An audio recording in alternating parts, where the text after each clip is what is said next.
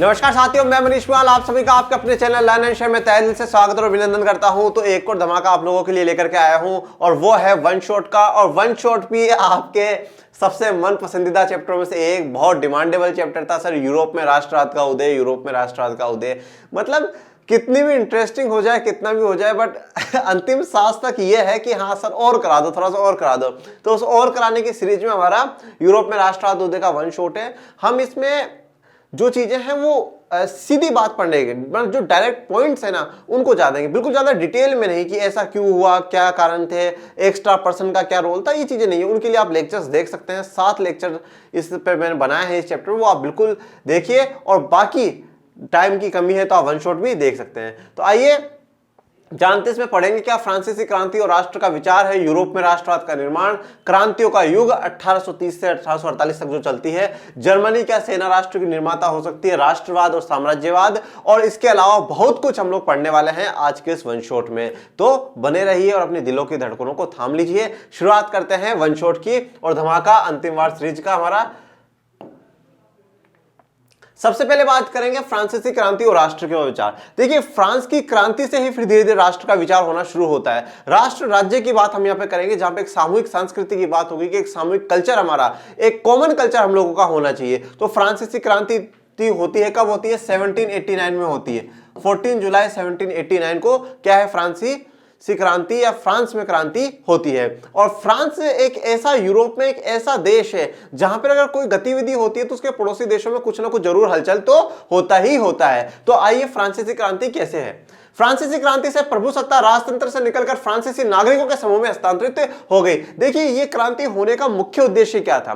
मुख्य उद्देश्य यह था कि राजा जो वहां का था वो निरंकुश था। निरंकुश का मतलब क्या होता है? देखो, अंकुश, अंकुश का मतलब होता है कंट्रोल करना, और जिसे आप कंट्रोल ना कर सको वो निरंकुश होता है। तो वहां के राजा को क्या है, कंट्रोल नहीं कर पाते थे, वो बिल्कुल जो अपने मन में आता था वही काम करता था, वो निरंकुश था।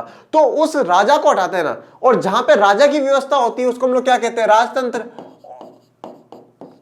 तो उस राजतंत्र को हटा करके क्या कायम करना है? नागरिकों के समूह में जो सत्ता है उसको हस्तांतरित करना है या ट्रांसफर करना है। और जब नागरिकों के हाथ में सत्ता आ जाती है तो हम क्या कहते हैं? जनतंत्र कहते हैं, उसे हम लोकतंत्र कहते हैं। तो मुख्य जो उद्देश्य है वो फ्रांसीसी क्रांति का यही है, और ये उद्देश्य सफल भी होता है। सामूहिक पहचान की भावना, परंतु हम राजा का विरोध नहीं कर सकते। क्यों नहीं? जब तक हमें एक सामूहिक भावना की पहचान, क्यों लड़े? अभी देश के प्रति प्रेम नहीं है, अभी जो प्रेम है, अभी जो निष्ठा है, जो डेडिकेशन है ना, वो किसके प्रति है? राजा के प्रति है। और राजा कौन है? ये बेवकूफ सा राजा, लुई 16 जिसका नाम है। क्या नाम है? लुई 16। ये लुई 16 है, ये वहां का राजा होता है जो निरंकुश था, ठीक है। और इसकी एक रानी भी होती है जो हमने 9th क्लास में पढ़ा है। तो वहां सामूहिक पहचान की भावना का उदय करना शुरू करा, लोगों में एक सामूहिक पहचान की, हम सब एक है। वो कैसे? वो देखिए, पितृभूमि और नागरिक, मतलब पितृभूमि ला पेट्रे और ला सिटोयन के नाम से जाने लगा।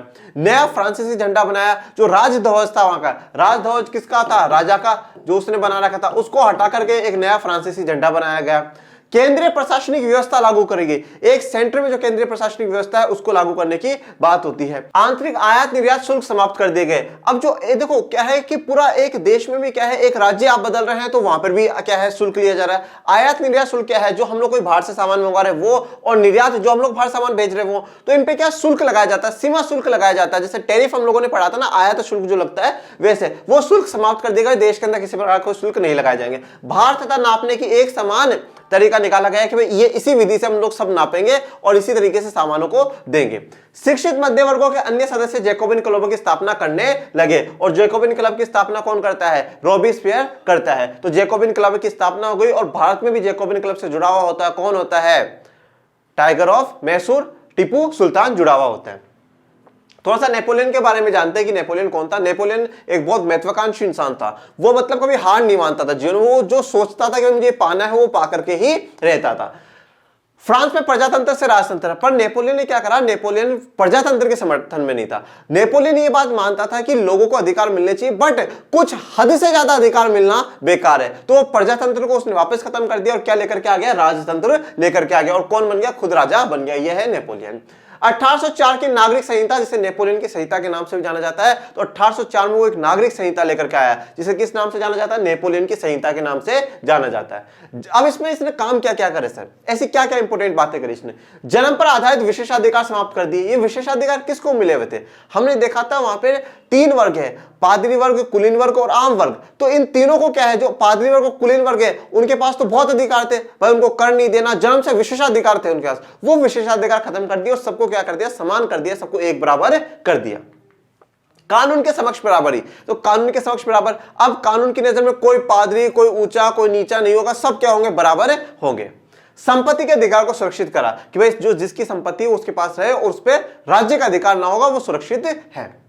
सामंती व्यवस्था को खत्म किया। सामंती व्यवस्था, जैसे कि हम लोग जमींदारों की बात करते हैं कि बड़ी बड़ी जमीन ले रहे हैं और फिर किसानों का शोषण कर रहे हैं, ऐसी व्यवस्था को भी खत्म कर दिया।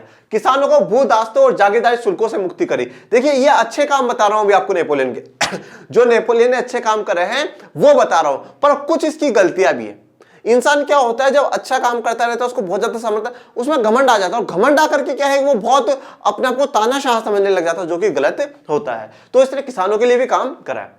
एक राष्ट्रीय मुद्रा इसने चलाई पूरे दिन फ्रांस के लिए। नई प्रशासनिक व्यवस्था राजनीतिक स्वतंत्रता के अनुरूप नहीं थी। अब देखो ये सारे अच्छे काम थे, पर सबको जितनी स्वतंत्रता, जितनी आजादी चाहिए थी ना, उतनी नहीं मिल पा रही थी।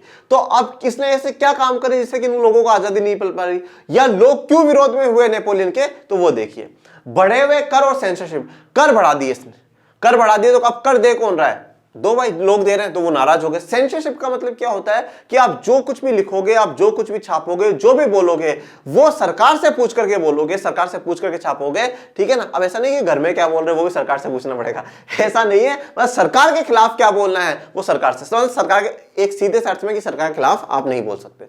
आपको जो छापना है वो सरकार से पूछो, और सरकार किसकी है? नेपोलियन भैया की, ठीक है ना। तो हमारे भैया विधायक हैं। सेना में जबरन भर्ती। अब पूरे जो फ्रांस के आसपास के देश है, पूरे यूरोप को जीतने के लिए उसने क्या करा, जहां जहां पे इसका राज था वहां से लोगों को जबरन भर्ती करा सेना में, और बोले जीतेंगे हम पूरे यूरोप को। तो जबरन भर्ती का मुद्दा गर्मा गया। जैसे कि भारत में राष्ट्रवाद में भी क्या करा अंग्रेजों ने, पहले विश्व युद्ध में भारत से जबरन भर्ती करी, तो वो लोगों को गुस्सा ही दिलाता है।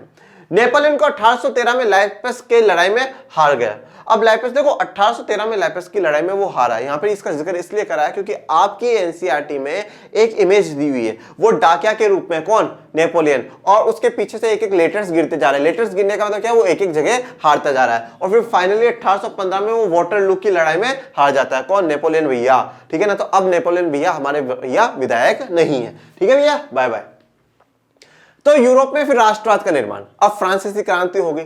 देखो क्रांति का मतलब क्या है, सबसे इंपॉर्टेंट बात यह, क्रांति का मतलब होता है ट्रांसफॉर्मेशन होना, बदलाव होना क्रांति है, ठीक है। हम पहले कैसे थे अब कैसे हैं, वो बदलाव है, वो क्रांति।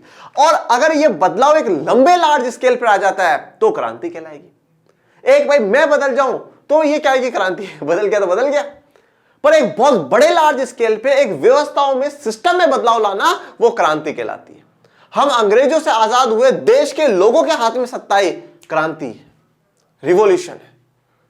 ओके, तो क्रांति क्या है? बदलाव है। तो अब फ्रांस में जब क्रांति हुई, लोगों में बदलाव आया, लोगों में बदलाव आया। वो सोचते हैं यार हम राजा के गुलामी क्यों करें, राजा का बेटा राजा क्यों बने, हम क्यों नहीं, हम आम वर्ग के लोग ही कर क्यों दे, पादरी और कुलीन वर्ग के लोग क्यों करना दे। तो धीरे धीरे यूरोप में राष्ट्र राज्य की मांग उठेगी और राष्ट्रवाद का निर्माण होना शुरू होगा। राष्ट्र राज्य नहीं मिलेंगे जैसे कि आज है, तो जैसे राष्ट्र राज्य हम लोग आज देखते हैं, जैसे राज्य हम लोग आज देखते हैं यूरोप में, वैसे नहीं है। पहले सब क्या थे, राजा के प्रति थी, उनका किसी का कहीं राज चल रहा है, कहीं किसी का राज चल रहा है। अक्सर वे अलग अलग भाषाएं बोलते थे और विभिन्न जातीय समूह के सदस्य थे। अब लोग क्या है, वहां पे अलग अलग भाषाएं बोल रहे हैं और अलग अलग विभिन्न जातीय समूह के सदस्य हैं। अब इसका एक उदाहरण दिखा देता हूं आपको। उदाहरण देख लोगे ना तो आपके दिमाग में बात फिट हो जाएगी। और उदाहरण लेते हैं किसका, ऑस्ट्रियो हंगरी का, ठीक है। उदाहरण किसका लेंगे हम लोग, ऑस्ट्रियो हंगरी का लेंगे। ये देख लीजिए, आपको इसमें ऑस्ट्रियो हंगरी देखने को मिल रहा है और ये एल्प्स के टेरोल दिखा रहा हूं। जगह आएगी भी आगे। साम्राज्य, साम्राज्य कौन सा है, हेबसबर्ग कई अलग अलग क्षेत्रों और जनसमूह को जोड़कर बनाता। तो साम्राज्य हेबसबर्ग का जो है ये साम्राज्य, और किस किस को, अलग अलग जनसमूह को, जन मतलब जनता, और उनके ग्रुपों को, अलग अलग जो जातियों के, अलग अलग भाषा के लोग, उनको जोड़ करके ये बनाया गया था। क्षेत्र कौन कौन से, एल्प्स के टिरोल है ऑस्ट्रिया और सुडेटलैंड है, बोहेमिया में जर्मन भाषा, लोम्बार्डी वेनेशिया में इतालवी भाषा, हंगरी आधे लोग मैग्यार बोलते हैं और जबकि विभिन्न बोलियों के इस्तेमाल करते हैं। अब यहाँ पे बात सुनिएगा, ऊपर हमने क्या लाइन पढ़ी, अलग अलग भाषा और विभिन्न जातियों के समूह के सदस्य। एक बार आप इन जगहों को भूल जाओ, कौन से कहां पर है, बात छोड़ो, मैं आपको बोलूं, ठीक है। एल्प्स के टिरोल, ऑस्ट्रिया और सुडेटलैंड और बोहेमिया, देखो इन जगहों पर है ना कौन सी भाषा बोली जा रही है, जर्मन भाषा बोली जा रही है। देखो साम्राज्य है कि ऑस्ट्रिया हंगरी की बात कर रहा हूं, पर वहां पर कौन सी भाषा बोली, जर्मन। लोम्बार्डी और वेनेशिया में कौन सी भाषा बोली जा रही है, इतालवी। इतालवी किसकी है, इटली वालों की है। रुक जाओ, शांति रखो, शांति रखो। मनीष सर के पास आयो तो पूरा दिखा करके भेजूंगा। ये रहा लोम्बार्डी, ठीक है, और ये रहा ऑस्ट्रिया, ओके। तो कौन सी, और हंगरी में कौन सी भाषा बोली जा रही है, आधे मैग्यार बोल रहे हैं और आधे कुछ अलग अलग बोलियों का इस्तेमाल कर रहे हैं। अभी भी रुको। और गालिशिया में कौन सी भाषा बोली जा रही है, पोलिश भाषा बोली जा रही है। पोलिश कहां की है, पोलैंड वालों की है। तो अलग अलग भाषाओं से मिलकर के ये क्या है, ऑस्ट्रिया हंगरी का साम्राज्य बना है। तो जब सब अलग अलग है तो एक सामूहिक अपनेपन का भाव तो पैदा करना पड़ेगा, एक सामूहिक संस्कृति तो पैदा करनी पड़ेगी, तभी तो लड़ेंगे क्यों भैया। आज है ना, आज मान लो 2-3 लड़कों की लड़ाई हो गई, लड़ाई हो गई, किसी ने बोला भाई तू भी लड़, भाई मैं क्यों लड़ूं, बेनिफिट, फायदा बता। तो फायदा तब पता चलेगा तभी तो लड़ने जाओगे, फायदा पता चलेगा तभी तो लड़ने जाओगे। चलो तो ये भी आगे हो गया तो अपनी भी आगे हो जाते हैं। अब आते हैं कुलीन वर्ग और नया मध्य वर्ग की बात करते हैं। कुलीन वर्ग आप लोग जानते हो भाई, पादरी वर्ग के बाद जो है कुलीन वर्ग है, बढ़िया जीवन जी रहे हैं, कोई दिक्कत वाली बात नहीं है। ये नया मध्य वर्ग कौन है भाई, जैसे आज तो हमें पता है कि भाई आप भी मध्य वर्ग है, मैं भी मध्य वर्ग हूं। मध्य वर्ग का मतलब है भाई थोड़ी बहुत तनख्वाह आ जाती है, दाल रोटी खा लेते हैं, प्रभु का नाम ले लेते हैं और जीवन जी लेते हैं। पर उस समय मध्य वर्ग कौन था और ये नया मध्य वर्ग का मतलब क्या है सर, तो देखते हैं। कुलीन वर्ग प्रभुत्वशाली वर्ग है, बहुत प्रभुत्वशाली। प्रभुत्वशाली का मतलब क्या है, बहुत पावर है इनके पास, कैसे पैसों में, वैसे बहुत पावर। प्रभुत्व, किसी पे प्रभुत्व अपना इन्फ्लुएंस कर सकते हैं, प्रभुत्वशाली वर्ग है। एक साझा जीवन शैली है, तो इन कुलीन वर्ग के लोगों की एक साझा जीवन शैली है, मतलब साझा संस्कृति है, लड़ सकते हैं एक साथ मिलकर। फ्रेंच भाषा बोलते हैं, ठीक है। पर बात क्या है, अल्पसंख्यक है, संख्या इन लोगों की बहुत कम है और जिसकी ज्यादा संख्या होगी राज तो उसी का ही चलता है, तो संख्या इनकी कम है।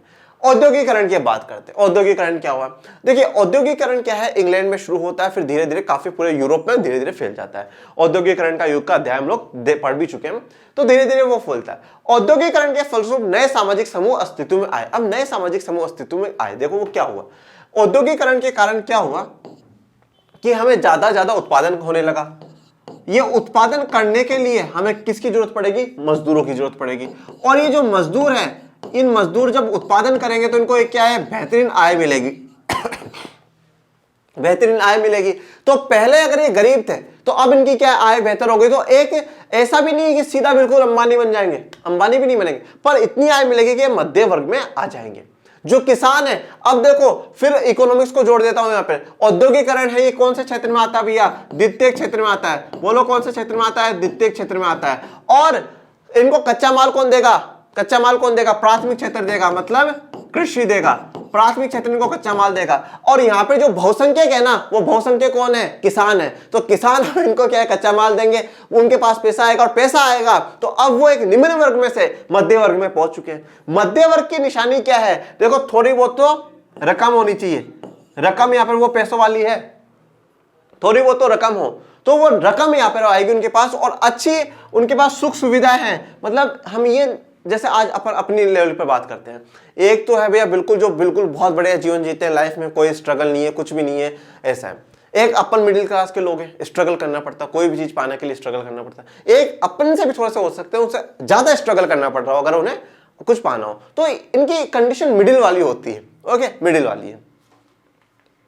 उदारवाद का मतलब, अब उदारवाद देखिए, उदार हम कहते हैं ना, उदार होना चाहिए। उदार का मतलब क्या है, दया भाव मन में होनी चाहिए, वो एक अलग है।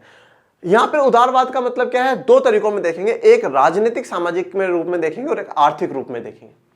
मतलब लिबरल हो जाना, कठोर मत बनो, कठोर नहीं बनना और ऐसा ही है तो ऐसा ही करना पड़ेगा, नहीं, उदार होकर के, लिबरल होकर के हमें लाइफ जीनी है। और दो प्रकार से है, राजनीतिक सामाजिक में पढ़ेंगे और एक आर्थिक में पढ़ेंगे। दोनों का मतलब क्या है, आजादी और कानून के समक्ष सबकी बराबरी, ये राजनीतिक है। राजनीतिक उदारता होनी चाहिए कि भाई आजादी मिले सबको और सब कानून के समक्ष बराबर हो, जाति, रंग, धर्म, भाषा, किसी प्रकार का कोई भेदभाव नहीं होना चाहिए। राजनीतिक रूप से उदारवाद यानी सबकी सहमति से सरकार बनी हो। अगर आपसे एक क्वेश्चन इतना पूछ लिया जाए 2 नंबर में, राजनीतिक उदारवाद का मतलब क्या है, तो सबसे पहले तो ये लाइन लिख देना कि सबकी सहमति से बनी हुई सरकार। उसके बाद ये पॉइंट्स लिखते रहना, आजादी और कानून के समक्ष बराबरी। सबकी सहमति से सरकार बनेगी, वही क्या कहलाएगी, राजनीतिक उदारवाद सरकार कहलाएगी। विशेषाधिकारों की समाप्ति करना, किसी के पास कोई भी प्रकार का विशेषाधिकार नहीं होना चाहिए। संविधान तथा संसदीय प्रतिनिधि सरकार का पक्षधर था। देखो संविधान होना चाहिए। देखो राजा क्या है, राजा अपने हिसाब से कानून व्यवस्था को चलाता है। उसके मन में आ गए कल ये कानून हटा दिया, उसके मन में आ गया आज वो कानून हटा दिया, कोई फिक्स नियम कानून कायदे नहीं है। पर संविधान क्या है, संविधान एक आपको रास्ता दिखाता, आपको एक आधार प्रोवाइड करता है। कानून हमारे देश में बदलते हैं, बनते हैं, पर एक आधार प्रोवाइड करा देता है। संविधान होना चाहिए और संसदीय प्रतिनिधि, संसदीय जो प्रणाली है कि वह देश की एक संसद हो जैसे कि हमारे देश में है, और उसमें फिर हम प्रतिनिधि चुन करके भेजे और फिर वो देश को चलाए, ऐसी व्यवस्था के पक्षधर में होता है राजनीतिक उदारवाद। निजी संपत्ति के स्वामित्व की अनिवार्यता, और निजी संपत्ति का स्वामित्व हो, निजी संपत्ति पे किसका, हमारा खुद का अधिकार हो, सरकार का ना। सबके लिए मताधिकार सफरेज के पक्ष में नहीं था, संपत्तिवान पुरुषों की बात करता है। अब मेरी बात हो, यहां पे देखो कितनी समानता की बात कर रहे हैं, कितनी समानता की बात कर रहे हैं। ये एक बहुत दुख की बात है कि फ्रांस में क्रांति होती है, पर वो क्रांति से कुछ सीख नहीं पाते। मॉन्टेस्क्यू, रोसो के विचार भी पढ़ते हैं, पर कहीं ना कहीं उनसे भूल हो ही जाती है। और वो भूल कैसी है, सबको मताधिकार के पक्ष में नहीं है, सिर्फ और सिर्फ उसको दे रहे संपत्तिवान पुरुषों को, जिनके पास संपत्ति है ना उन्हीं को, और उसमें भी सिर्फ पुरुष। महिला के पास चाहे कितनी हो, कितनी ही संपत्ति हो, कितनी ही प्रॉपर्टी हो, पर वोट का अधिकार किसको मिलेगा, सिर्फ और सिर्फ पुरुष को मिलेगा, और वो भी जिसका खूब सारी प्रॉपर्टी हो उसको ही वोट का अधिकार दिया जाएगा। आर्थिक क्षेत्र में उदारवाद, अब जो वोटिंग अधिकार की जो हम लोगों ने बात करी, फिर धीरे धीरे क्या है, जैकोबिन के कलम में मिलता है। पर फिर जब नेपोलियन का राज आएगा ना, तो नेपोलियन के राज में नेपोलियन फिर मना कर देगा, और नेपोलियन महिलाओं को तो अवैध घोषित कर देगा कि उनमें मैच्योरिटी नहीं है, दिमाग नहीं है, उनको वोट वोट देना ये बिल्कुल गलत मानता है वो। तो थोड़ी सी नेपोलियन की भी गलतियां आती है। अब बात करते हैं आर्थिक क्षेत्र में उदारवाद। ये कौन सा था, राजनीतिक और सामाजिक, भाई जहां पे समानता होनी चाहिए, बिल्कुल समानता होनी चाहिए। और देखो ये जो महिलाओं को दर्शाया जाता है कि आंखों पे पट्टी बांध करके, तराजू लेकर के, मतलब ये दर्शाया जाता है कि कानून क्या है, कानून किसी में भेदभाव नहीं करता। जो आइज है ना, आइज हमारी डोर है किसकी, माइंड की। हम आंखों से पहले चीज देखते हैं, फिर वो हमारे दिमाग में जाती है, घूमती है, हम सोचते हैं, हम वैसा करते हैं। तो इसलिए क्या है, यहाँ पर आंखों पर पट्टी बांध दी। अब ना ये कुछ देखेगी, अच्छा अंबानी आ रहा है, मजदूर आ रहा है, नहीं कोई ये देखेगी नहीं, तो फिर भेद कैसा। पर सच्चाई ये है कि प्रतीक बनकर के ही रह गई, रियलिटी में नहीं आई, रियलिटी में नहीं आई, जो कि दुखद बात है। आर्थिक क्षेत्र में उदारवाद, बाजारों की मुक्ति हो, चीजों तथा पूंजी के आवागमन पर राज्य के नियंत्रण को खत्म करना। आर्थिक क्षेत्र में क्या है, बाजारों की मुक्ति हो, मतलब एक देश से दूसरे देश, एक राज्य से दूसरे राज्य में बाजार कर सके, किसी प्रकार का कोई शुल्क लगना ये ना हो, बाजारों की मुक्ति होनी चाहिए। चीजों तथा पूंजी के आवागमन, चीजें आ रही है एक देश से दूसरे देश में, एक राज्य से दूसरे देश में, पूंजी पैसा जा रहा है एक देश से दूसरे देश में, एक राज्य से दूसरे राज्य में, इस पर सरकार का नियंत्रण खत्म हो जाए, बस ये सब प्राइवेट वालों में छोड़ दे। मतलब यहां पर आप देखेंगे उदारवाद, अगर आर्थिक क्षेत्र में उदारवाद की बात करते तो आप पूंजीवाद की बात कर रहे हैं, आप पूंजीवाद की बात कर रहे हैं, जहां पे प्राइवेट सेक्टर को पूरी छूट हो, वो जो चाहे वो कर सके। एक व्यापारी की कहानी है हैम्बर्ग से न्यूयॉर्क। ये कहानी क्यों बताई जा रही है, क्योंकि जब वो एक राज्य बदलता है तो फिर वहां पे कर की व्यवस्था अलग होती है, वहां पे करेंसी अलग होती है, सारी व्यवस्थाएं अलग है, तो फिर उसको ज्यादा टैक्स देना पड़ता है। तो उस हिसाब से समझिए, अगर एक एल कपड़ा अगर आप फ्रैंकफर्ट में खरीदेंगे तो 54.7 सेंटीमीटर मिल जाता है, मेंज में खरीदेंगे तो 55.1, न्यूरमबर्ग में 65.6 और फ्राइबर्ग में 53.5। ये दर्शाता क्या है, ये दर्शा रहा है कि हर अलग अलग जगह कहीं ज्यादा कपड़ा कहीं कम कपड़ा, मतलब जहां ज्यादा कपड़ा मिल रहा है वहां पे कर कम है, और जहां पर ज्यादा कम कपड़ा मिल रहा है वहां पर सीमा शुल्क है वो ज्यादा है। अब देखो आर्थिक उदारवाद में और क्या है, एकीकृत आर्थिक क्षेत्र की मांग। एकीकृत मतलब जिन जिन जगह एक राजा का ही राज्य, वहां पूरा एकीकृत हो जाए ना, पूरा इंटीग्रेटेड हो क्षेत्र। हमने वैश्वीकरण में पढ़ा है, पूरी दुनिया एक होना चाहती है, एकीकरण चाहती है, वो एकीकृत क्षेत्र की मांग कर रहे हैं। आने जाने में कोई परेशानी ना हो, जो माल चाह वो भेज दिया, जो माल मंगाना था वो मंगा लिया, ये दिक्कत नहीं होनी चाहिए। वस्तुओं, लोग और पूंजी का आवागमन बाधा रहित हो। बाधा रहित का मतलब वहां पर किसी प्रकार की ऑब्स्टिकल ना हो, वस्तु आ जा सके, लोग आ जा सके और पूंजियां भी आ जा सके। 1834 में एक शुल्क संघ जोल्वेराइन बनाया गया। अब देखो, अब आज आप नाम सुनते होंगे, क्वाड का नाम सुनते होंगे, आप शार्क का नाम सुनते होंगे, आप एशियन देशों का नाम सुनते होंगे, यूरोपियन यूनियन का आपने नाम सुना है सत्ता की साझेदारी में। क्या है वो, ऐसे ही है जोल्वराइन क्या 1834 में ये बनाया गया, पर्शिया के जो राजा उनकी अध्यक्षता में ये बात हुई और वहां पे ज्यादातर जो है उन्होंने ज्वाइन करा। अब इससे हुआ क्या कि भाई हमारे यहाँ पे व्यापार करोगे ना, टैक्स लगाएंगे नहीं, ठीक है, किसी भी करेंसी में दे देना। आगे पढ़ो। शुल्क अवरोधों को समाप्त कर दिया गया, जोल्वराइन से जुड़ गए, किसी प्रकार का कोई शुल्क अवरोध नहीं लगाया जाएगा। मुद्राओं की संख्या पहले 30 थी, अब 2 कर दी गई। कितना आसान हो गया ना।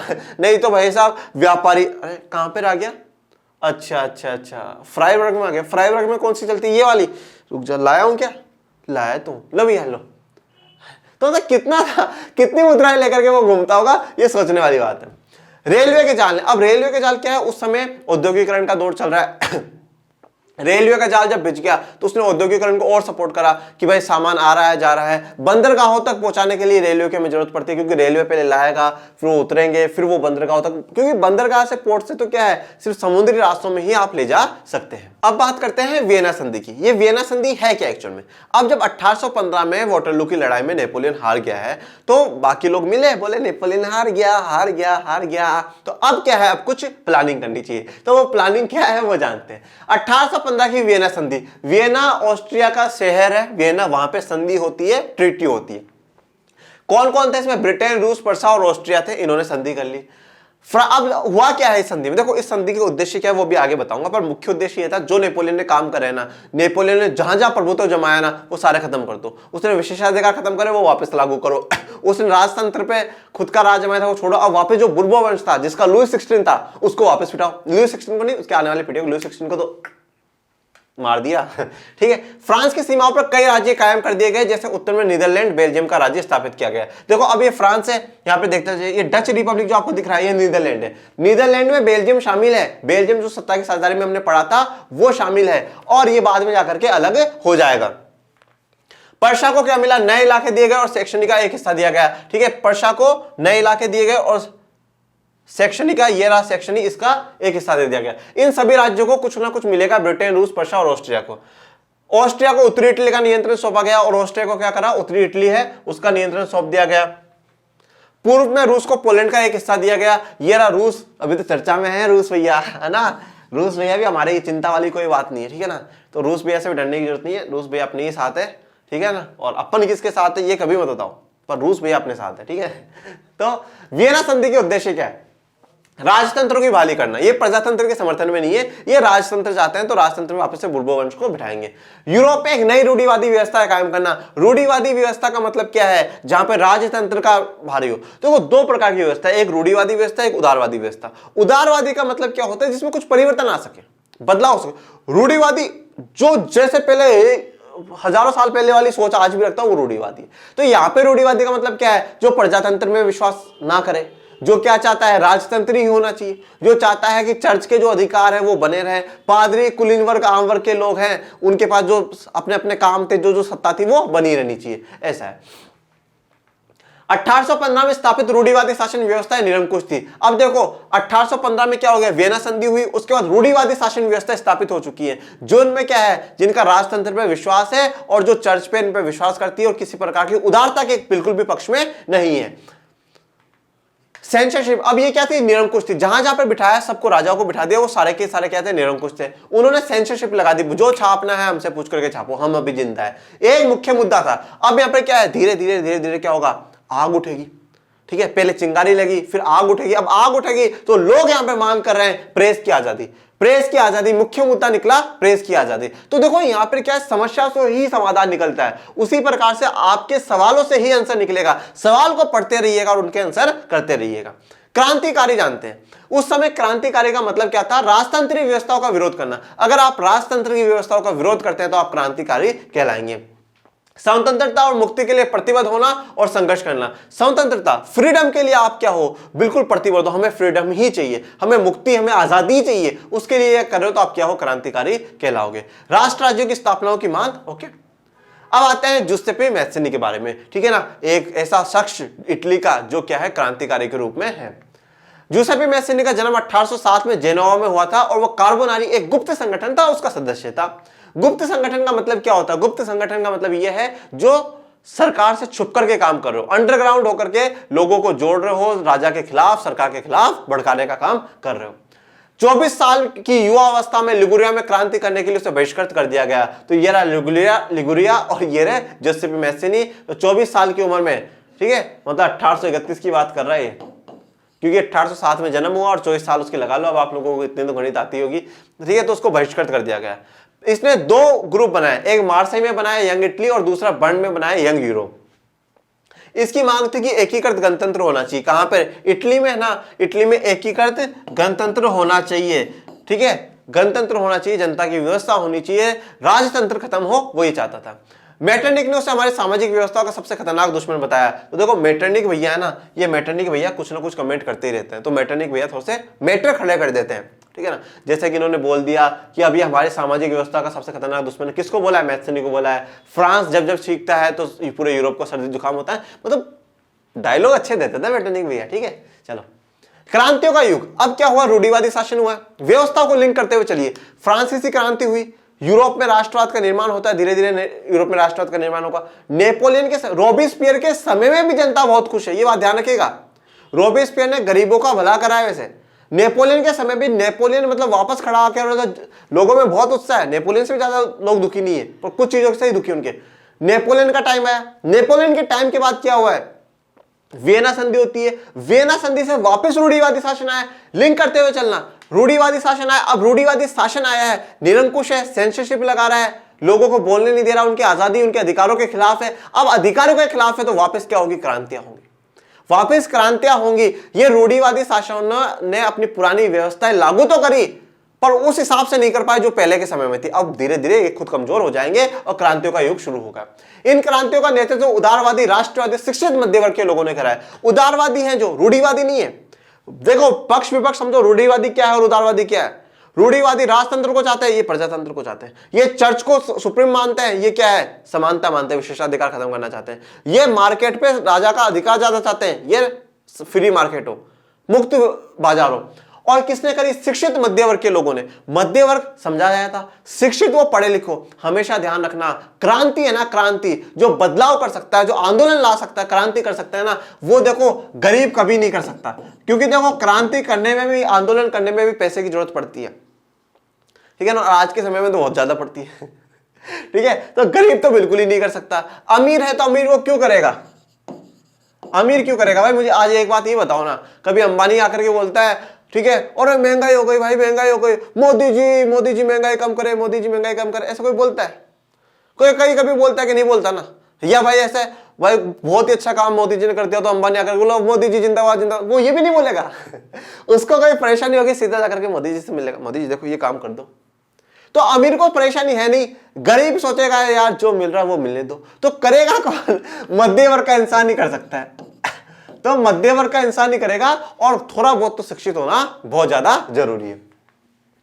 तो फ्रांस, प्रथम विद्रोह जो हुआ फ्रांस में हुआ जुलाई 1830 में। इसे जुलाई क्रांति के नाम से भी जाना जाएगा। इसमें बुर्बा राजा को उदारवादी क्रांतिकारियों ने उखाड़ फेंका। तो देखो अभी बुर्बा वंश जो है, इनकी कितनी बेइज्जती हुई है, ठीक है। पहले लुई 16 की हुई है, अब वापस से जो बुर्बा वंश के राजा उनको उखाड़ कर फेंक दिया, भाग यहाँ से, ठीक है। ये फिर वक्त जाएगा।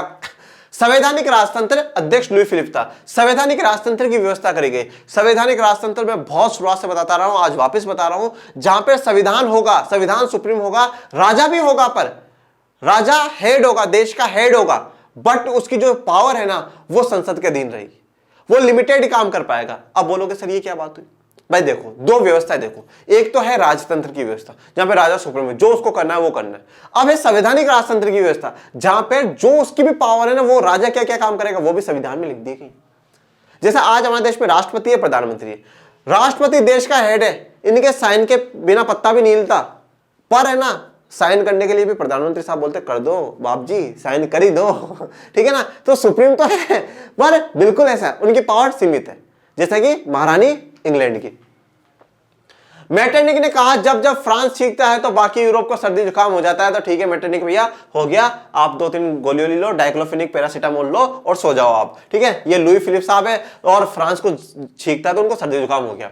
जुलाई क्रांति से ब्रुसेल्स में भी विद्रोह, United Kingdom of the Netherland से अलग हो गया। अभी हमने कुछ देर पहले पढ़ा नीदरलैंड में ब्रुसेल्स भी है, परंतु जब ये जुलाई क्रांति होती है तो उससे ब्रुसेल्स में विद्रोह होता है और वो यूनाइटेड किंगडम ऑफ नीदरलैंड से अलग हो जाता है और ब्रुसेल्स एक अलग देश बन जाता है। अब आते हैं यूनान का स्वतंत्रता संग्राम। यूनान अगर इंग्लिश में आप बात करते हैं तो ग्रीस की बात कर रहा है, जो ग्रीस कंट्री है उसकी बात करता है, ठीक है। 15वीं सदी से यूनान ओटोमन साम्राज्य का हिस्सा था। ये पूरा आपको ओटोमन साम्राज्य देखने को मिल रहा है। ओके, यूनानियों का आजादियों के लिए संघर्ष 1821 में आरंभ होता है। 1821 से शुरुआत होती है। एक मुस्लिम साम्राज्य के विरुद्ध यूनान के संघर्ष के लिए जनमत जुटाया गया। देखो यहाँ पर मुद्दा हुआ क्या, आप समझिए।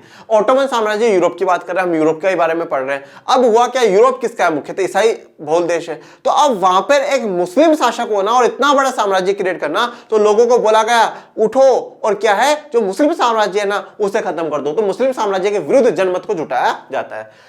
फिर क्या होता है, विरोध होता है, प्रदर्शन होते हैं, काफी चीज चलती रहती है और फाइनली 1832 की कुस्तुनतुनिया की संधि होती है और वहां पर स्वतंत्र राष्ट्र बन जाता है। तो यहाँ पे यूनान क्या है, ग्रीस एक आजाद राष्ट्र बन गया। बात करते हैं रोमानी कल्पना और राष्ट्रीय भावना। भाई रोमानी कल्पना क्या है और राष्ट्रीय भावनाएं क्या है। रोमानीवाद, रोमानीवाद क्या है, सांस्कृतिक आंदोलन, और इसे इंग्लिश में बोलते हैं रोमांटिसिज्म, ठीक है ना। तो इंग्लिश वाली बात मत ध्यान दीजिएगा, ओके। और हिंदी में बोलते हैं रोमानीवाद। रोमानीवाद का मतलब क्या है, सांस्कृतिक आंदोलन होना। यहाँ पे संस्कृति के आधार पे लोगों को एक करा जाएगा। देखो हमारी लोक कथा ये थी, हमारे लोकगीत ये थे, हमारे पहले ऐसा था, उनके आधार पे इनको एक करा जाएगा, वो रोमानीवाद है। ये लोग क्या करते हैं, तर्क वितर्क को नहीं मानते, भाई क्या सही क्या गलत है नहीं बोले, विज्ञान के महिमा मंडन की बुराई करते हैं, बोले विज्ञान तो कुछ है ही नहीं, ठीक है। उसकी जगह भावनाओं की बात करते हैं, अपने भावनाएं क्या है, अंतर्दृष्टि क्या है, राष्ट्रीयवादी बातें हैं, उन पर सब पे जोर करते हैं। तो ये कुछ हद तक ठीक है, संस्कृति का होना इंपोर्टेंस है, पर तर्क वितर्क को गलत नहीं मानना चाहिए, विज्ञान के महिमा मंडन को भी गलत नहीं मानना चाहिए, पर मानते तो कोई बात नहीं। इनका क्या है, राष्ट्र की जो सच्ची आत्मा क्या है, वो लोकगीत है, जन काव्य है और लोक नृत्य में प्रकट होती है। ये बात तो सत्य है, ठीक है। हम अगर लोगों को जोड़ सकते हैं तो संस्कृति से ही जोड़ सकते हैं और उनकी लोकल संस्कृति से ही जोड़ सकते हैं, तभी जाकर के हम क्या है, यूनाइट हो पाएंगे। पोलैंड की बात करते हैं। यह खास तौर पर पोलैंड पर लागू होता है, जिसका 18वीं सदी के अंत में रूस, पर्शिया और ऑस्ट्रिया जैसी बड़ी शक्तियों ने विभाजन कर दिया था। तो पोलैंड की बात कर रहे हैं, यहाँ पे जो ग्रेट पावर से बड़ी शक्तियां, उन्होंने क्या है, विभाजन कर दिया था पोलैंड का। पोलैंड क्या है, अब स्वतंत्र भू क्षेत्र नहीं था किंतु संगीत और भाषा के जरिए राष्ट्रीय भावनाओं में जीवित रखा गया, ठीक है। पोलैंड क्या है, आजाद नहीं था, ठीक है, बड़ी शक्तियों के अधीन था, पर उसकी जो भावनाएं थी वो आजाद थी, वो अभी भी देश के लिए ही थी। कैरोल कुपिस्की ओपेरा और संगीत से गुणगान किया और पोलेनेस और माजुरका, ये क्या है, लोक नृत्य। तो ये कौन है, कैरोल कुपिस्की, उसने ओपेरा और संगीत के द्वारा क्या है, लोगों में भावनाएं जगाई। और पोलेनेस और माजुरका ये क्या है, लोक नृत्य, बाकी जो लोकल डांसेस है वो उनके बारे में बताया। रूसी कब्जे के बाद पोलिश भाषा को स्कूलों से बलपूर्वक हटाकर रूसी भाषा को हर जगह जबरन लादा गया। अब क्या है, वहां पे रूस ने कब्जा कर लिया पोलैंड पे। पोलैंड की क्या भाषा है, पोलिश, और रूस की क्या भाषा है, रूसी। तो अब क्या है, जब पोलैंड पे रूस का कब्जा हो गया तो रूस वालों ने बोला स्कूलों में तुम पोलिश नहीं बोलोगे, आज से तुम सबके सब रूस बोलो। तो ये तो बात गलत है। 1831 में रूस के विरुद्ध में एक सशस्त्र विद्रोह हुआ, जिसे आखिरकार कुचल दिया गया। अब रूस के खिलाफ आंदोलन भी करा पोलैंड वालों ने, पर वो कुचल दिया गया, खत्म कर दिया गया। चर्च के आयोजन और संपूर्ण धार्मिक शिक्षा में पोलिश का इस्तेमाल हुआ, पर लोगों में अपनी भाषा के प्रति क्या थी, जागरूकता थी, भाषा को बचाना है। तो चर्च के आयोजन हो रहे हैं, वहां पर भी पोलिश भाषा का इस्तेमाल कर रहे हैं। स्कूलों में बच्चे बोले नहीं हम तो पोलिश ही बोलेंगे, जाओ क्या बिगाड़ लोगे। तो चर्चों में पोलिश का इस्तेमाल होने लगा। अब ये इस्तेमाल हुआ तो रूस को पसंद नहीं आया। पादरियों ने जब पोलिश भाषा बोली तो वो गलत था, तो उन्होंने क्या विरोध करा, तो साइबेरिया भेज दिया गया। किसको, जो पादरी वर्ग के लोग हैं उनको साइबेरिया भेज दिया गया। ये आपको दिख रहा है साइबेरिया। अब आते हैं भूख कठिनाइयां और जन विद्रोह, कि किस प्रकार से भूख कठिनाइयां और जन विद्रोह क्रांतियों में एक रोल निभाती है।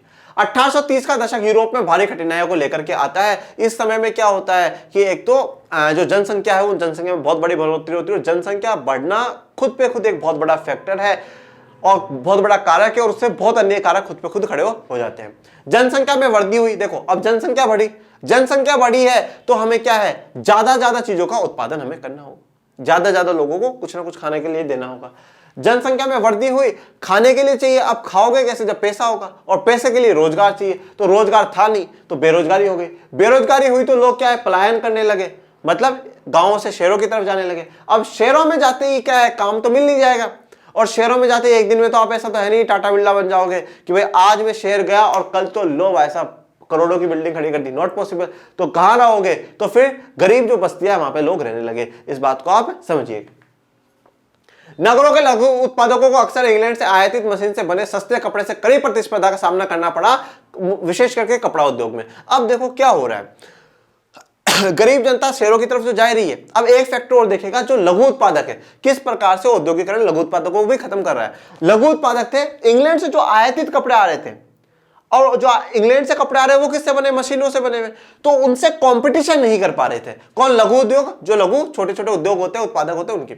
कर्षक सामंती शुल्क और जिम्मेदारियों के बोझ तले दबे थे, और जहां जहां पर कुलीन वर्ग था वहां पर कर्षक है, जो किसान है, वो शुल्कों के नीचे जिम्मेदारियों के बोझ के तले दबाता। हमने देखा है किसान के बहुत से काम होते हैं, आर्मी में भी जाएगा तो वो जाएगा, किसान का काम करेगा तो भी वो करेगा, और कोई छोटा मोटा काम है सारे वही काम कर रहा है। 1848 एक ऐसा ही वर्ष था, कैसा वर्ष था, जहां पर कठिनाइयां बहुत थी, भूखमरी थी, बहुत बुरी स्थिति लोगों की हो चुकी थी। खाने पीने की कमी थी, व्यापक बेरोजगारी से पेरिस के लोग सड़कों पर उतर आए। तो खाने पीने की कमी हो गई और बेरोजगारी हुई तो लोग पेरिस सड़कों पर उतर आए। लुई फिलिप को भागने में मजबूर किया गया। हमने बात करी ना, संवैधानिक राजतंत्र बनाया लुई फिलिप को, फिर यहां पर अभी लुई फिलिप को भी भगा दिया जाएगा।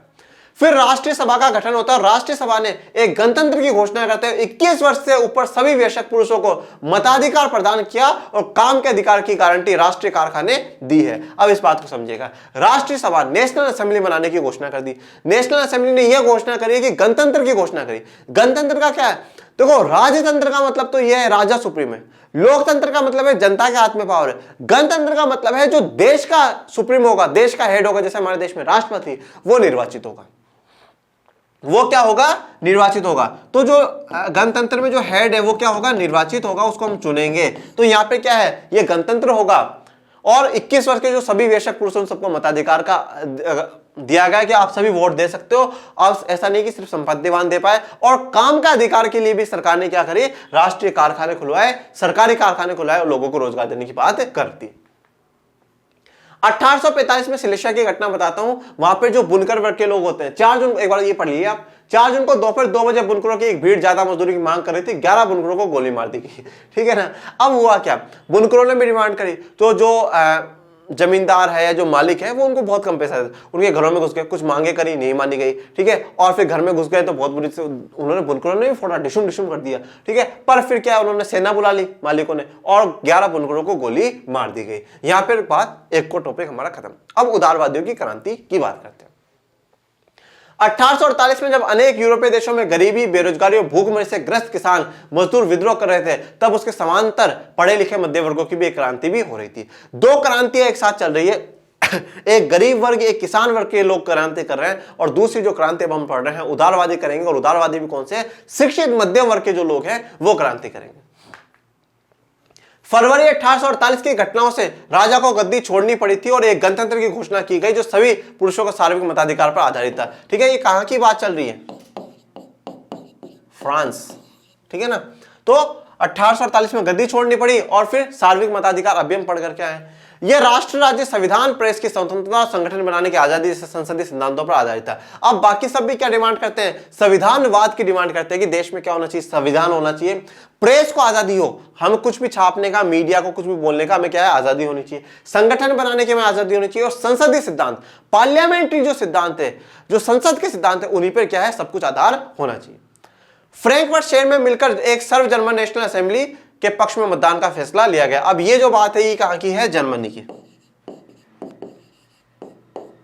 फ्रैंकफर्ट शहर में एक क्या है, सर्व जर्मन नेशनल असेंबली बनाने के लिए मतदान किया गया। 18 मई 1848 को 831 निर्वाचित प्रतिनिधियों को चुना गया, और यह संसद कहां बैठी है, सेंट पॉल में बैठी है, संविधान का प्रारूप तैयार करने के लिए। बहुत ध्यान से इस बात को सुनिएगा, यह आपको मैंने मैप दिखाया है, इसमें ये जो रेड वाला पार्ट दिख रहा है ये फ्रैंकफर्ट शहर है वहां का, और वहां पर क्या हुआ है, 18 मई 1848 को बहुत बढ़िया सजाया धजाया गया है, उस जो चर्च है उसको सजाया गया है, और 831 लोग वहां पर गए हैं, बिल्कुल जुलूस के साथ डांस वांस करते हुए। ठीक है ना, खुशी थोड़ी देर की। 831 निर्वाचित मतलब जिनको चुना गया है वो चुने गए और वहां पे गए, संसद में बैठे। क्या काम करने के लिए बैठे, पहली बात तो संसद बैठी कहां पर है, सेंट पॉल चर्च में बैठी है, और क्या काम, संविधान का प्रारूप तैयार करने के लिए, हमारा देश का संविधान कैसा होगा, इसलिए ये लोग बैठे।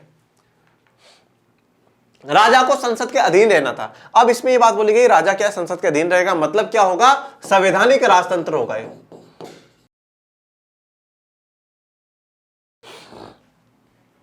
पर्सा के राजा फ्रेडरिक विलियम चतुर्थ को ताज पहनाने की पेश की थी, उसने अस्वीकार कर दिया। अब जो पर्सा का राजा था फ्रेडरिक विलियम चतुर्थ, उसको बुलाया इन लोगों ने, बोले आप राजा बन जाइए, पर उसने मना कर दिया। तो बोले सर कितना बेवकूफ इंसान है, मना क्यों कर रहा है? अरे भाई सुनो, वो मना इसलिए कर रहा है, वो बोल रहा है देखो तुम तो चुन करके आए हो, तुमने मेरी पावर भी संविधान के अंदर डाल दी और वो संविधान भी तुम बना रहे हो, तो तुम तो मुझे गुलाम बना लोगे, मैं ऐसा चाहता नहीं हूं। उसने बोला मैं तुम्हारे साथ नहीं, मैं उन लोगों के साथ हूं जो इस निर्वाचित सभा का विरोध करते हैं। और विरोध कौन कर रहे हैं? कुलीन वर्ग के लोग हैं, सेना के लोग हैं, राजा है, महाराजा है, ये सब विरोध ही कर रहे हैं। कुलीन वर्ग और सेना का विरोध बढ़ा, जहां जहां पर कुलीन वर्ग और सेना का विरोध बढ़ा वहां पे ये जो सामाजिक व्यवस्थाएं थी, जो बदलाव की व्यवस्था थी, इनको कुचल दिया गया, कमजोर कर दिया गया, असेंबली को भंग कर दिया गया। फाइनली महिलाओं ने अपने राजनीतिक संगठन स्थापित किए, अखबार शुरू किए और राजनीतिक बैठकों और प्रदर्शनों में शिरकत करी। देखिए अब क्या है, यहां तक इस बात को खत्म कर दीजिए ऊपर वाले को। अब हम बात करें महिलाओं की। महिलाओं को किसी भी प्रकार का मताधिकार नहीं था, उन्हें किसी भी प्रकार का अधिकार नहीं दिया, पर धीरे धीरे क्या है, क्रांति होगी, समय में बदलाव आएगा, महिला अपने अधिकारों के लिए आवाज उठाएगी। तो महिलाओं ने क्या करा, राजनीतिक संगठन स्थापित किए, अपने अखबार शुरू किए, अपने लिखने, अपने लेख, अपने बातें लिखना शुरू करी, राजनीतिक बैठकों में और प्रदर्शनों में जाना शुरू कर दिया उन्होंने। असेंबली के चुनाव दौरान मताधिकार से वंचित रखा गया, किसको? महिलाओं को असेंबली के चुनाव में मताधिकार देने के लिए मना करा गया और सिर्फ एक दर्शक बना करके वहां पे खड़ा कर दिया गया कि आप देखते रहो और सुनते रहो कि क्या चल रहा, बोलना मत कुछ। प्रेक्षकों की हैसियत से, ये बात मैंने भी आपको बता दी कि दर्शक बना करके उन्हें खड़ा करा गया। अतः 1848 के बाद के वर्षों में मध्य और पूर्वी यूरोप की निरंकुश राजशाहियों ने उन परिवर्तनों को आरंभ किया जो कि क्या क्या है, भूदास्तव, बंधुआ मजदूरी समाप्त कर देना। अब 1848 की क्रांति के बाद जो निरंकुश राजशाही है वो भी ये बात समझ गए कि अगर हम लोगों को राज करना है तो हमें लोगों की बात मान करके चलना होगा। ये बार बार में क्रांति होती है, हम लोग उनका दमन करते हैं, फिर क्रांति होती है, फिर दमन करते हैं। अगर इस साइकिल को रोकना है ना तो हमें लोगों की बात माननी पड़ेगी, जो लोगों की इच्छा है वो हमें पूरी करनी पड़ेगी। तो कुछ बदलाव करना शुरू कर दिया। भूदास, तो जमीन पर दास बन करके तुम काम करोगे, वो खत्म कर दिया। बंधुआ मजदूरी, बंधुआ मजदूरी में बिना पैसों के काम करना पड़े, वो काम भी बंद कर दिया। अब आते हैं नए टॉपिक पे, जर्मनी क्या सेना राष्ट्र की निर्माता हो सकती है क्या? देखो जर्मनी की जो बात है ना, जर्मनी का मुद्दा है कि अभी हम लोगों ने देखा फ्रैंकफर्ट संसद वाली बात करी। अब उसको एकीकरण का जो मुद्दा है ना वो पर्सा उठाएगा। पर्सा ये बोल देगा नहीं नहीं जर्मनी का एकीकरण हम करेंगे, और पर्सा अब जर्मनी का ही हिस्सा है। उसका प्रमुख कहां का? पर्सा का जो प्रमुख मंत्री ओटो वन बिस्मार्क इस प्रक्रिया का जनक था, जिसने पर्सा की सेना और नौकरशाही की मदद ली।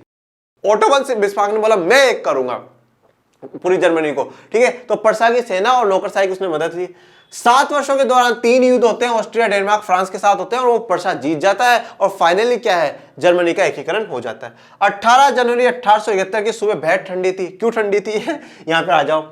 जर्मन राज्यों के राजकुमार जो भी, जैसे देखो हमारे देश में भी एकीकरण हुआ, जब रजवाड़ों को मिलाया गया तो राजाओं से परमिशन ली गई, तो यहाँ पे भी जर्मन राज्य के जो सारे राजकुमार थे उनको बुलाया गया, सेना के प्रतिनिधियों को बुलाया गया, नहीं तो बोलेगे ओ भाई हमें भूल गए क्या, हमने आजादी दिलाई।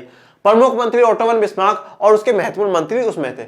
वर्साई के महल, बेहद ठंडे शीश महल में हॉल ऑफ मिरर्स में मीटिंग हुई है, ये वाला यहाँ पे मीटिंग हुई है, और सभा ने पर्सा के, जो पर्सा का राजा था काइजर विलियम प्रथम के नेतृत्व में नए जर्मनी के साम्राज्य की घोषणा कर दी, इसको राजा बना दिया। अब नए राज्य में जर्मनी की मुद्रा थी खुद की, बैंकिंग और कानूनी व्यवस्थाएं थी, न्यायिक व्यवस्थाओं के आधुनिकीकरण पर काफी जोर दिया गया है। अब यहाँ पर आप बात देखिए, जब जर्मनी के एकीकरण की सबसे इंपोर्टेंट रोल किसका था? पर्सा का था। तो अब यहाँ पर आप ये बात देख सकते हैं कि पर्सा की ताकत, पर्सा की पावर और भी बढ़ गई। अब हमसे लड़ो, देख लो हमने जर्मनी को एक कर लिया, तुम क्या चीज हो, तो हमसे पंगा ना ले। अब बात करते हैं इटली के एकीकरण की। 19वीं सदी के मध्य में इटली 7 राज्यों में बटा हुआ था, जिनमें से केवल एक सार्डिनिया पिडमोंट में एक इतालवी राजघराने का शासन था। अब मेरी बात बहुत ध्यान से सुनिएगा कि 19वीं शताब्दी में इटली जो है, ये आज पूरा इटली आपको दिख रहा है, ये 7 राज्यों में बटा हुआ था, जिसमें से सिर्फ और सिर्फ सार्डिनिया पिडमोंट ये वाला जो इलाका है ना, यहां पर एक इतालवी राजघराने का शासन था। इतालवी राजघराने का शासन मतलब जो इटली का था, बाकी और किसी का राज चल रहा है। किस किस का चल रहा है वो देखो। उत्तरी भाग में ऑस्ट्रिया हेबसबर्ग, यहां पर किसका है? ऑस्ट्रिया हेबसबर्ग का। लोम्बार्डी वेनिशिया, बात करी थी ना ऑस्ट्रिया हंगरी साम्राज्य में, हेबसबर्ग, तो उनका चल रहा है। मध्य इलाकों में पोप का शासन था। पोप तो जानते होंगे यार, पोप जो जैसे खलीफा पढ़ाता ना, वैसे क्या है क्रिश्चियन में पोप सबसे सुप्रीम धर्मगुरु है। और दक्षिणी क्षेत्र स्पेन में, और जो ये दक्षिणी क्षेत्र है इसमें किसका था? स्पेन के पूर्व राजाओं का वंश था। देखो जो सार्डिनिया पिडमोंट है वो इटली वालों का है, उत्तरी वाला ऑस्ट्रिया हंगरी का, बीच वाला पोप का, और बाकी पे स्पेन वाले का राज चल रहा है। 1830 के दशक में जोसेपे मेस्सी ने एक एकीकृत इतालवी गणराज्य का घटना बोलता है कि इतालवी गणराज्य बनना चाहिए, और अगर इटली की आजादी किसमें है, गणतंत्र में ही है, मुक्ति उसी में, और उसने यंग इटली ग्रुप भी बनाता है। 3148 मतलब 1831 और 1848 में इतालवी राज्यों को जोड़ने की जिम्मेदारी सार्डिया पिडमोंट के शासक कि विक्टर एम्यूनल द्वितीय ने ली। अब देखो जिम्मेदारी किसी एक को, देश वाले को ही लेनी पड़ेगी, तो विक्टर एम्यूनल द्वितीय ने बोला मैं जोड़ने की जिम्मेदारी लेता हूं, अब मैं इटली का एकीकरण करूंगा। मंत्री प्रमुख कावूर, देखो कावूर का बहुत इंपॉर्टेंट रोल है इटली में। फ्रांस से सार्डिनिया, देखो अब ये क्या है, ये ना तो जनतंत्र पे विश्वास करता है, लोकतंत्र पे, ठीक है, ये इसको इतालवी भाषा भी नहीं आती, ये फ्रांस ज्यादा फ्रेंच अच्छी बोलना जानता है, पर उसके बावजूद भी इसने क्या है, बहुत अच्छा सपोर्ट करा। फ्रांस से सार्डिनिया पिडमोंट की एक चतुर कूटनीतिक संधि कराई उसने, एक बहुत अच्छी संधि कराई। वो संधि क्या थी कि हम, फ्रांस है ना, फ्रांस वो क्या है, इटली के लिए लड़ेगा, किससे, स्पेन वालों से, क्योंकि स्पेन वालों का राज चल रहा है ना, स्पेन से हम लड़ेंगे। तो ये कावूर करा पाया क्योंकि भाई उसको भी अच्छी फ्रेंच आती थी, देखो भाई मुझे, मेरे कारण लड़ो तुम लोग। तो एक चतुर कूटनीतिक संधि जिसके बीच काबुल का हाथ था। सार्डिया पिडमोंट 1859 में ऑस्ट्रिया बलों को हरा पाने में कामयाब हो जाता है। तो ऑस्ट्रिया जो बल है, हमने देखा ऑस्ट्रिया हैबिसबर्ग साम्राज्य का राज चल रहा है, स्पेन का राज चल रहा है, उनको हराने में कामयाब हो गया। जूसेपी गैरिबाल्डी की बात करते हैं। 1860 में दक्षिण इटली और 2 सिसिलियो राज्यों में प्रवेश कर गए और स्पेनी शासकों को हटाने के लिए राज्य स्थानीय किसानों का समर्थन पाने में सफल हुए। अब देखिए कावूर ने जो काम करा है, कावूर ने जो फ्रांस ने ऑस्ट्रियाई बलों को हरा दिया। अब गैरिबाल्डी की बात करिएगा, ये क्या है, तो 2 सिसिलियो, अब मैं ये दिखाता हूं आपको, मैप में आ जाओ, ये वाला दोनों सिसिलियो राजतंत्र किसका राज है, स्पेन का। जूसेपी गैरिबाल्डी ने किसानों का समर्थन लेकर के स्वयं से एक बना करके उनको क्या है, राज्य में प्रवेश कर गया और वहां पे स्पेनी शासकों को हटाने के लिए स्थानीय किसानों का समर्थन लिया। 1861 में इमैनुएल द्वितीय को एकीकृत इटली का राजा घोषित किया गया, क्योंकि जिम्मेदारी भैया इन्होंने ही ली थी, तो इनको राजा बना दिया गया और एक नया इटली देश अब बन गया है। अब बात करते हैं ब्रिटेन की अजीब दास्तान की। ब्रिटेन की बिल्कुल कहानी अलग है, चाहे कहीं पे भी जाओ उनकी कहानी बिल्कुल ही अलग चल रही है। ब्रिटानी द्वीप समूह में रहने वाले लोगों की अंग्रेज, वेल्श, स्कॉट या आयरिश की मुख्य पहचान थी, मतलब इनकी नरजाति एथनिक जो समूह है वो अलग अलग थे। कौन कौन से थे, 3 हैं, अंग्रेज, वेल्स और स्कॉट या आयरिश जिसे हम बोलते हैं। अब यहाँ पे मैप में देखो ये वाला जो इंग्लैंड दिख रहा है ना आपको, ये इंग्लैंड है। इस यहाँ के जो लोग हैं वो क्या है, अंग्रेज भाषा है के बोलते हैं, या अभी एक शब्द आएगा आंग्लो, जिसे एंग्लो भी कहा जाता है इंग्लिश में, वो मतलब है इंग्लिश जो डोमिनेंस है ना उसको दर्शाता है। वेल्स वाले हैं, वेल्स की बात कर ली, और ये ऊपर वाला आप बात करें स्कॉट, इनकी स्कॉट भाषा है, ठीक है, अलग अलग ग्रुप से। आंग्ल संसद ने 1688 में राजतंत्र की ताकत छीन ली और क्या कर दिया, संवैधानिक राजतंत्र बोल दिया कि आज से राजा की शक्तियां हमारे अधीन होगी।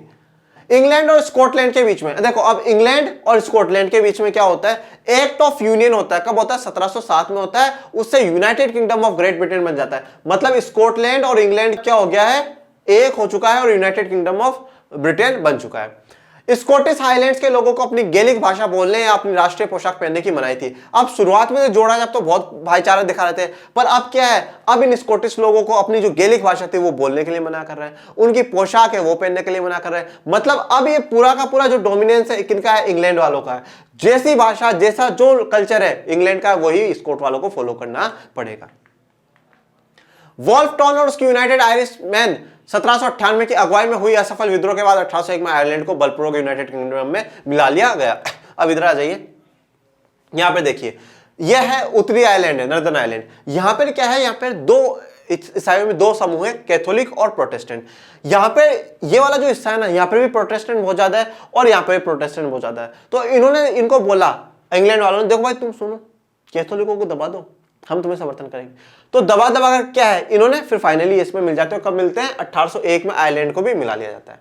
अब क्या है, आयरलैंड मिल गया, उत्तरी आयरलैंड मिल गया, ब्रिटेन है, पूरा एक हो गया। अब आंग्ल जो इंग्लिश जो डोमिनेंस का जो कल्चर था ना, उस कल्चर को प्रभावी उन्होंने बना दिया। एक नया ब्रिटानी झंडा हो गया, God save our noble king, चाहे गॉड की नोबल किंग की पावर ही खत्म कर दी, पर God save our noble king खूब बढ़ावा दिया गया और पुराने राष्ट्रीय संघ में महत्व सहयोग के रूप में ही रहे, और जो पुराने राष्ट्र वो सहयोग के रूप में ही रह गए। मतलब यहाँ पे पूरी चीटिंग के साथ ब्रिटेन ने राष्ट्रों को जोड़ लिया और एक अपना बड़ा ग्रुप बना लिया।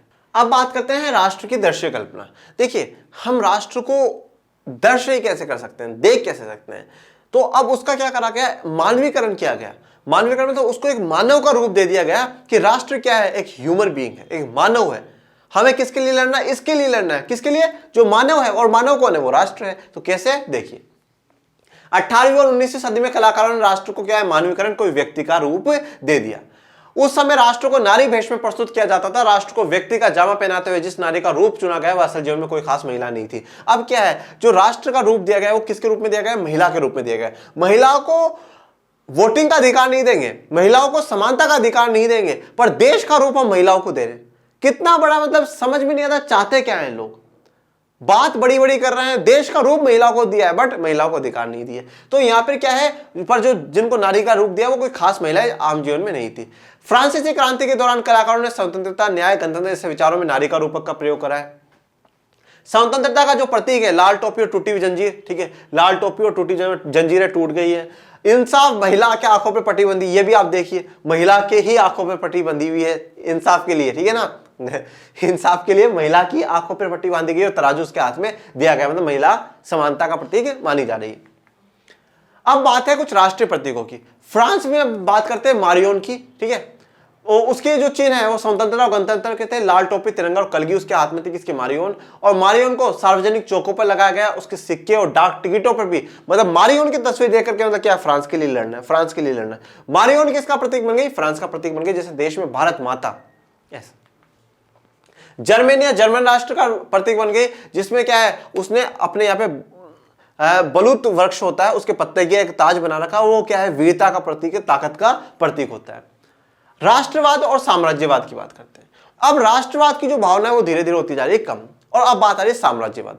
ये साम्राज्यवाद की बात होती कैसे है, जब ऑटोमन साम्राज्य का विघटन हो गया, ऑटोमन साम्राज्य टूट गया, अलग अलग राष्ट्रों में और बट गया, तो जो बाल्कन कंट्रीज है ना उन पर मुद्दा आ जाता है। अब पहले थोड़ा सा इसको समझो फिर आगे बात करेंगे। बाल्कन जो क्षेत्र है भौगोलिक और जातीय भिन्नता है। अब देखो बाल्कन क्षेत्र की ये सारे कंट्रीज के नाम याद रखना, पहले आप इधर आ जाओ। दो शब्द है, ध्यान रखिएगा, एक होता है बाल्टिक कंट्रीज है, बाल्टिक देश है, और एक है बाल्कन देश है।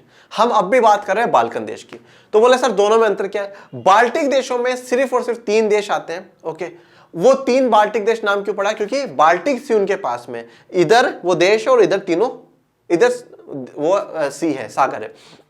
इनका नाम बाल्कन क्यों पड़ा, क्योंकि ये जो आप देख रहे हैं ना, ये जो प्रायद्वीप आप देख रहे हैं, ये वाला जो प्रायद्वीप आप लोग देख रहे हैं, ये वाला जो प्रायद्वीप पेनिसुला जिसे बोलते हैं, जो 3 तरफ पानी से घिरा हुआ, 1 2 3, ठीक है, हाँ वो भी इधर का भी है, वो पूरा ही मान लीजिए, ठीक है ना। ऊपर वाला भाग सिर्फ जमीन है, बाकी 3 तरफ पानी से घिरा हुआ वो प्रायद्वीप है। इसका नाम क्या है, बाल्कन पेनिसुला नाम है, इसलिए इसको क्या नाम दिया गया है, बाल्कन देश दिया गया है। अब कौन कौन से हैं वो आ जाओ। उन्होंने बोला है रोमानिया, बुल्गारिया, अल्बानिया, यूनान, Macedonia, Croatia, Bosnia Herzegovina, Slovenia, Serbia और मोंटेनेग्रो। देख लो यहां पर आ जाओ, स्लोवेनिया से शुरू होंगे हम, Slovenia, Croatia, Montenegro, Albania, Kosovo, Macedonia जहां से अलेक्जेंडर द ग्रेट आता है, बुल्गारिया, रोमानिया, ये सारे, ठीक है। ग्रीस भी इसी का भाग रहेगा, ये बात ध्यान रखिएगा, ग्रीस। और टर्की, टर्की जो है ना वो भी इसका, टर्की का ऐसा हिस्सा देखिएगा, टर्की कुछ इस प्रकार से है। टर्की का ये वाला जो भाग है ना वो बाल्कन के लगा हुआ है, बाकी फिर पूरा भाग एशिया में, ठीक है ना, एशिया में। तो टर्की भी ऐसा है जो एशिया में भी है और यूरोप में भी है। अब यहाँ के जो क्षेत्र है उनको जो लोग रह रहे हैं उनको क्या कहा जा रहा है, स्लाव कहा जा रहा है। बाल्कन क्षेत्र का एक बड़ा हिस्सा ऑटोमन साम्राज्य के नियंत्रण में था और उसने काफी सुधार करने की भी कोशिश करी, पर वो टूट ही गया फाइनली और फिर अलग अलग देशों में बढ़ जाता है।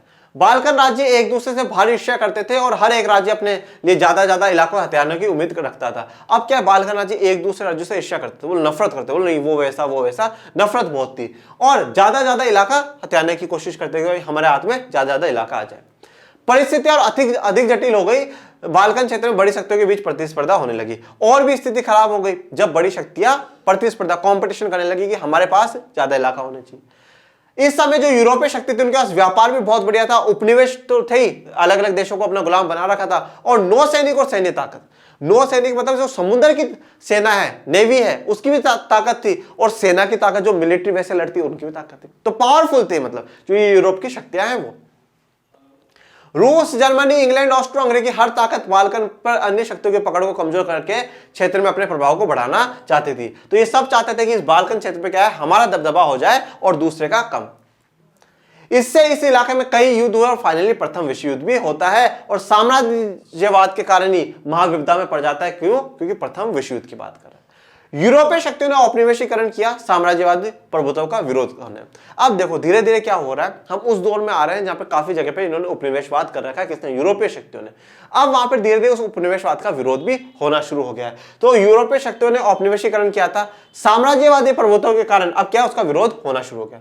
यहाँ पे वही बात कही गई है, राष्ट्र राज्य में गठित किया जाना चाहिए और अब सार्वभौमिक और सार्वभौम मान लिया गया। देखिए अब बात यहां पर यह है कि विरोध हो रहा है उपनिवेशवाद में। सबने देखिए राष्ट्रवाद हर देशों में हुआ है, सबने अपने अपने रास्ते निकाले हैं, परंतु एक फाइनल जो कंक्लूजन वो ये है कि राष्ट्र राज्यों में घटित होना चाहिए, अपनी संस्कृति हो, वो संस्कृति बची रहनी चाहिए। और स्वाभाविक है, स्वाभाविक का मतलब क्या है? नेचुरल, कि हाँ भाई ये काम होना ही चाहिए। और सार्वभौम मतलब सबने ये बात मान ली कि राष्ट्र राज्य होना ही होना चाहिए। इसी के साथ जो आज हमारा वन शॉट है वो कंप्लीट होता है। आपको इस वन शॉट में किसी प्रकार की कोई समस्या आई है तो आप कमेंट बॉक्स में जरूर डालिएगा, कैसा लगा ये भी जरूर बताइएगा।